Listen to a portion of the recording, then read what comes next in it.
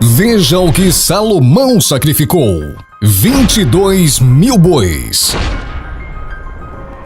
Um boi tem 38 litros de sangue. 22.000 vezes 38 igual a 836.000 litros de sangue. E também sacrificou 120.000 ovelhas. Uma ovelha tem 5 litros de sangue. 120.000 vezes 5 igual a 600.000 litros de sangue.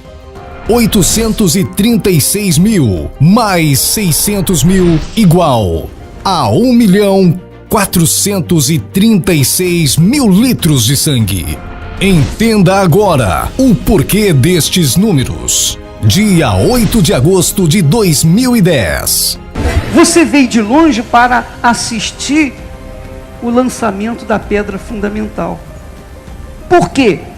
Pedra fundamental de quê? Do Templo de Salomão, onde Deus disse: olha, estarão atentos meus olhos e abertos meus ouvidos à oração que se fizer neste lugar. Do dia 8 de agosto de 2010 até o dia 13 de julho de 2014, serão 1.436 dias. Veja quantos litros de sangue e quantos dias. 1.436.000 litros.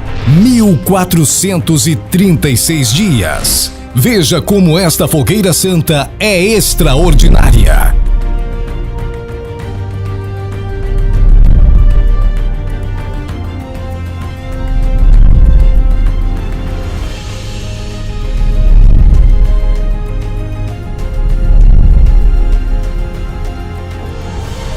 O mesmo número, 3.000 anos depois. Isso não é coincidência, e sim o extraordinário. Imagine ainda que tivesse que se transportar esses 1.436.000 litros de sangue. Seria necessário 95 caminhões de 16.000 litros. O sacrifício de Salomão chamou a atenção de Deus. E o seu?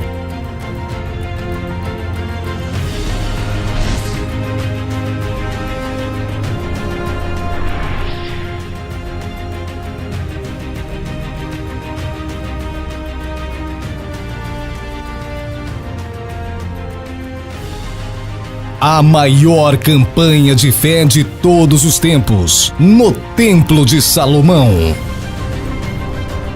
Centro de ajuda. Acreditamos em si como ninguém.